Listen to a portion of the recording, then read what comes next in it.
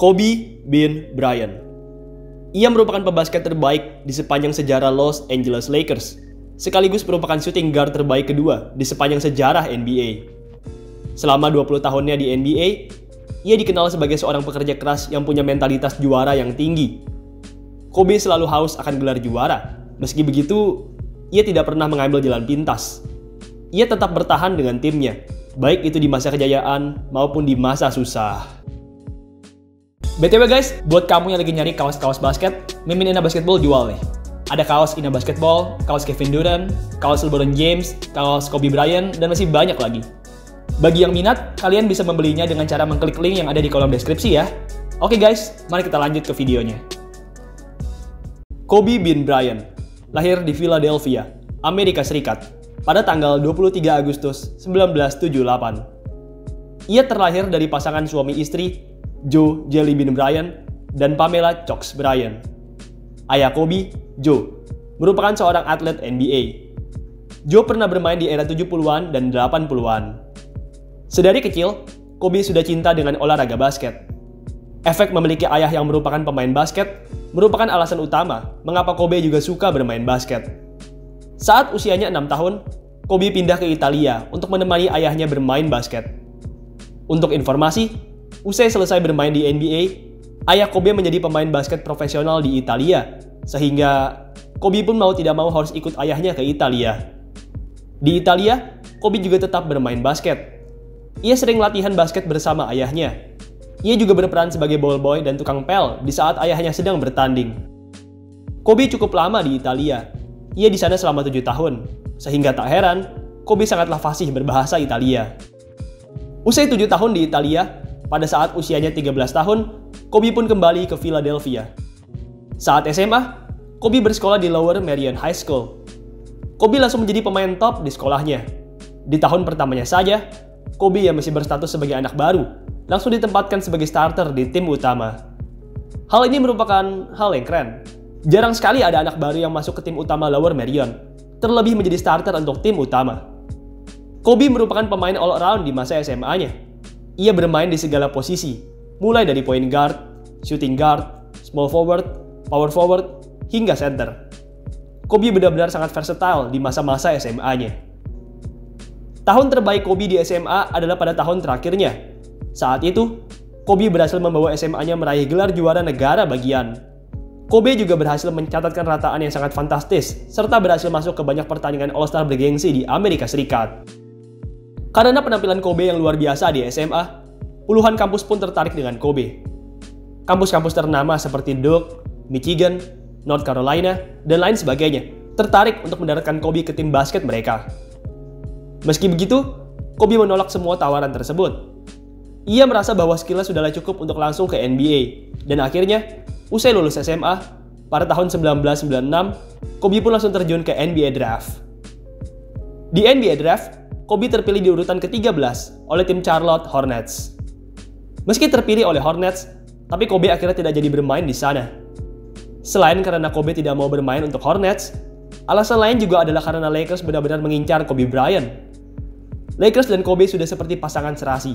Semenjak draft workout, Kobe sudah mencurahkan seluruh hatinya untuk Lakers, dan Lakers, mereka juga langsung jatuh cinta karena melihat skill dan kerja keras yang Kobe miliki. Akhirnya, tak lama setelah di draft, Hornets pun men-trade Kobe Bryant ke LA Lakers. Kobe belumlah jago di saat musim pertamanya di Lakers. Karena masih berusia sangat muda, Kobe saat itu hanya ditempatkan sebagai pemain cadangan dengan menit bermain yang terbatas. Bagaimanapun, meski hanya mendapat menit yang sedikit, tapi Kobe berhasil mencatatkan produksi yang cukup bagus. Kobe saat itu berhasil mencatatkan rataan sekitar 8 poin dan 2 rebound. Ia juga berhasil menolong Lakers masuk ke playoff. Di musim keduanya, Kobe masih diposisikan sebagai pemain cadangan. Meski begitu, meski masih berstatus sebagai pemain cadangan, tapi Kobe mendapatkan peningkatan menit bermain yang cukup signifikan. Peningkatan menit bermain ini berpengaruh baik terhadap statistik Kobe. Kobe berhasil mencatatkan 15 poin, 3 rebound, dan 2 assist di musim keduanya ini. Ia juga saat itu berhasil masuk ke NBA All-Star. Dengan berhasilnya Kobe masuk ke All-Star tersebut, maka Kobe Bryant pun menjadi pemain termuda yang berhasil masuk ke dalam NBA All-Star. Musim 1998-1999 menjadi musim starting pertama dari Kobe Bryant. Kobe sudah dipercaya untuk menjadi starter di musim ketiganya ini. Kobe tampil semakin baik usai dijadikan starter. Selain berhasil meningkatkan produksi poin, rebound, dan asisnya, Kobe juga berhasil tampil lebih efektif dengan mencatatkan 46% field goal. Sayangnya, di babak playoff, Kobe tidak berhasil membawa timnya melaju jauh. Kobe dan kawan-kawan saat itu kalah di ronde 2, usai dikalahkan oleh tim yang akhirnya menjadi juara, San Antonio Spurs. Pada November 1999, sebuah momen penting terjadi untuk Kobe. Saat itu Kobe sedang melakukan syuting untuk video musik. Di video musiknya tersebut, terdapat beberapa penari latar belakang yang menari untuk video klip. Ada satu perempuan muda cantik yang menarik perhatian Kobe, dan perempuan itu ialah Vanessa Lane. Kobe langsung jatuh cinta dengan Vanessa. Ia saat itu mengajak ngobrol Vanessa dan juga bertukar nomor. Akhirnya, mereka pun berpacaran, menikah, dan punya beberapa anak. Tahun 1999 sampai 2002 menjadi salah satu span waktu terbaik Kobe di Lakers. Di 3 tahun tersebut, Kobe dan timnya berhasil meraih juara NBA. Kobe memang bukanlah Finals MVP di 3 final tersebut. Meski begitu, Kobe merupakan pemain terbaik kedua di 3 finals tersebut. Penampilan final terbaik Kobe di 3 tahun tersebut adalah pada final 2002. Di final melawan New Jersey Nets tersebut, Kobe yang mendapat rataan menit bermain sebesar 43,5 minutes per game, berhasil mencatatkan rata-rata 26,8 points, 5,8 rebound, dan 5,3 assist per game. Kobe benar-benar apik di final 2002 tersebut. Ia merupakan small man terbaik di Lakers saat itu. Musim 2002-2003 menjadi musim yang baru bagi Kobe. Kobe yang sebelumnya merupakan second option di Lakers, kini menjadi opsi pertama di Lakers. Shaq memang masih ada di Lakers, tapi performa Shaq sudah kalah jika dibandingkan dengan Kobe, karena Kobe sudah ditetapkan sebagai opsi pertama. Kobe benar-benar menggila di musim tersebut. Ia saat itu berhasil mencatatkan 30 poin per game. Meski begitu, meski sudah mencatatkan 30 poin, tapi Kobe tetap gagal menjadi scoring leader di NBA. 30 poin per gamenya Kobe saat itu kalah dari 32,1 poin per gamenya pemain Orlando Magic, Tracy McGrady. Pada offseason 2003, sebuah berita heboh datang dari Kobe Bryant. Saat itu, seorang karyawan hotel menuntut Kobe karena Kobe telah melakukan pelecehan seksual kepadanya. Kobe sendiri mengaku bahwa ia memang melakukan beberapa tindakan seksual kepada karyawan tersebut. Meski begitu, ia juga berkata bahwa tindakan itu ia lakukan karena suka sama suka. Akhirnya, kasus ini pun dihentikan. Kobe dan karyawan tersebut berdamai, dan Kobe pun tidak jadi masuk penjara. Pada musim 2003-2004, Lakers mendatangkan 2 pemain legendaris baru, yaitu Karl Malone dan Gary Payton. Malone dan Payton tak perlu diragukan lagi, merupakan 2 pemain legendaris NBA. Sayangnya, di tahun kedatangan mereka, usia mereka sudah tidak muda lagi. Malone saat itu sudah berusia 40 tahun, sedangkan Payton saat itu sudah berusia 35 tahun, membuat performa mereka sudah menurun drastis. Bagaimanapun, meski dipenuhi oleh bintang tua, tapi Lakers saat itu tetap berhasil masuk ke NBA Finals. Sayangnya, umur tidaklah bohong. Di final tersebut, Lakers berakhir sebagai tim yang kalah. Mereka kalah dari Detroit Pistons dengan skor telak 4-1. Pada offseason 2004, rekan terbaiknya Kobe di Lakers, Shaquille O'Neal, pindah ke Miami Heat. O'Neal saat itu sempat terlibat cekcok dengan Kobe, sehingga akhirnya O'Neal pun di-trade oleh Lakers. Musim pertama tanpa O'Neal berjalan dengan berat bagi Lakers. Kobe memang tetap tampil garang seperti musim-musim sebelumnya, tapi rupanya hal tersebut belumlah cukup untuk membantu Lakers meraih banyak kemenangan. Lakers hanya mampu mengoleksi 34 kemenangan saja di musim pertama mereka tanpa Shaq. Hasil tersebut membuat mereka gagal lolos ke playoff. Musim 2005-2006 menjadi musim terbaik Kobe di NBA. Kobe benar-benar monster di musim 2005-2006 ini. Ia berhasil mencetak poin dalam jumlah yang fantastis. Penampilan terbaiknya di musim 2005-2006 ini adalah pada pertandingan tanggal 22 Januari 2006, tepatnya saat Lakers berhadapan dengan Toronto Raptors.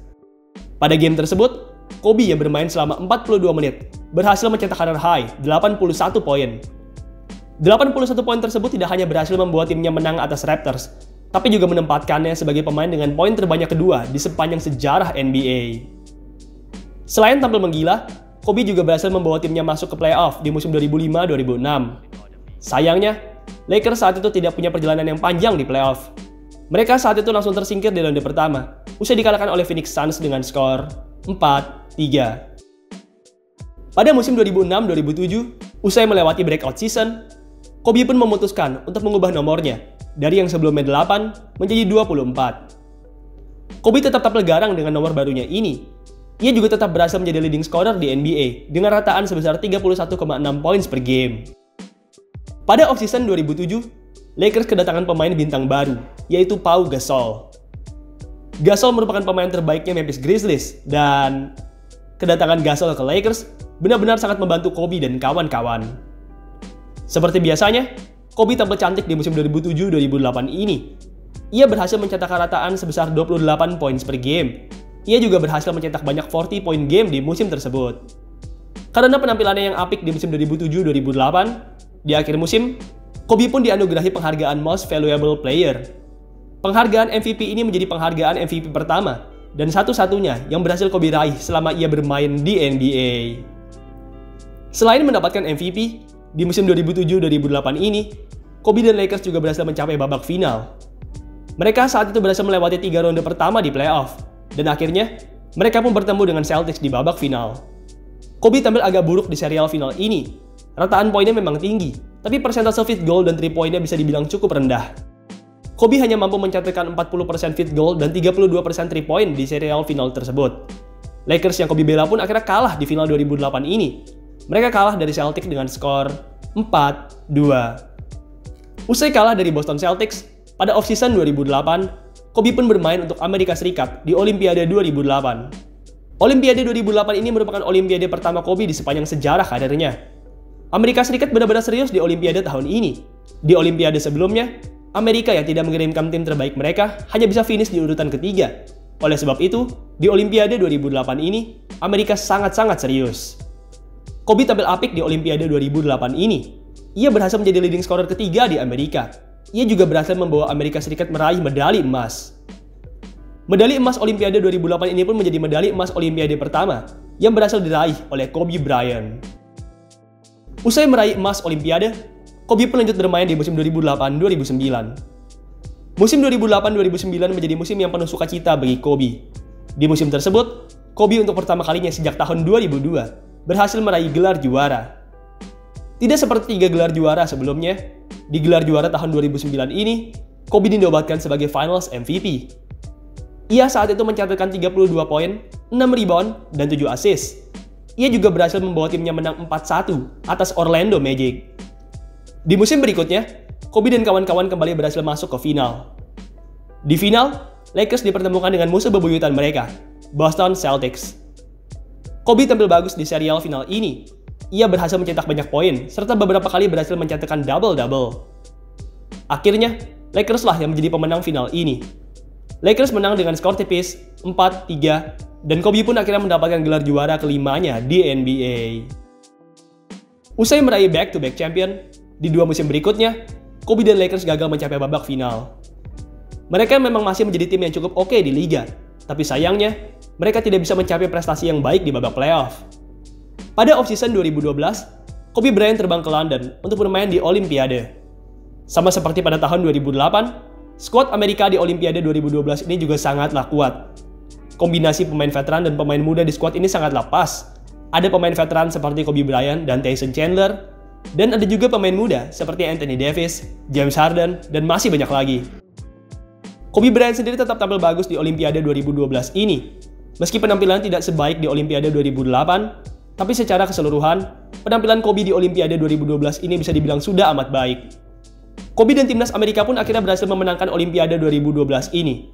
Mereka menang usai mengalahkan Spanyol dengan skor tipis 107-100. Pada offseason 2012, manajemen Lakers membentuk sebuah tim super.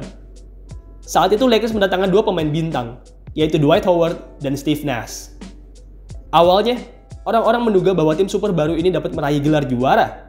Tapi nyatanya, tim ini sangatlah mengecewakan. Mereka tidak punya chemistry yang bagus. Mereka sering berdebat, baik itu di lapangan maupun di locker room. Tim Super Lakers 2012-2013 akhirnya memang berhasil masuk ke playoff. Tapi saat itu, mereka hanya bisa sampai ke ronde pertama, di mana mereka akhirnya dikalahkan dengan skor 4-0 oleh San Antonio Spurs. Di musim-musim berikutnya, Kobe mulai mengalami penurunan yang signifikan. Efek cedera yang berkelanjutan membuat Kobe sering absen pada banyak pertandingan. Kobe juga sudah terlihat semakin menurun. Kakinya sudah mengalami banyak cedera, membuatnya tidak bisa melakukan gerakan sebaik dan seefektif saat ia masih belum cedera. Bagaimanapun, meski sudah terkena banyak cedera, tapi di pertandingan NBA terakhirnya, Kobe tetap berhasil menunjukkan penampilan yang spektakuler. Pada pertandingan NBA terakhirnya, Kobe tampil menggila dengan 60 poin. Penampilan 60 poin tersebut tidak hanya berhasil membawa timnya menang atas Utah Jazz, tapi juga merupakan pertandingan penutup terbaik yang pernah ada di sepanjang sejarah dunia olahraga. Usai musim 2015-2016, Kobe Bryant pun pensiun dari dunia basket profesional. Usai pensiun, ia pun menjalankan berbagai bisnis yang ia miliki, mulai dari bisnis sepatu, bisnis akademi basket, bisnis media, dan lain sebagainya. Kobe merupakan seorang pebisnis yang hebat. Dari bisnisnya tersebut, Kobe berhasil meraup keuntungan ratusan juta dolar. Pada tahun 2020, sebuah berita menyedihkan datang dari Kobe Bryant.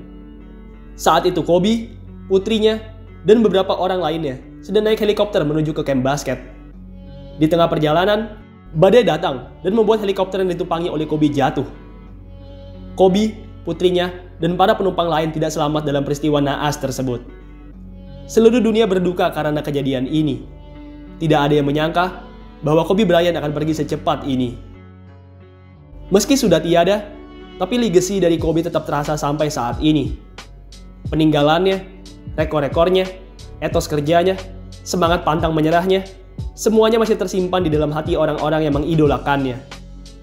Kobe memang telah tiada, tapi legasinya masih ada sampai sekarang. Baiklah, itulah tadi biografi dari pemain terhebat di sepanjang sejarah LA Lakers, Kobe Bryant. Sekian video pada hari ini. Terima kasih buat kalian yang sudah menonton. Dan sampai jumpa di video selanjutnya.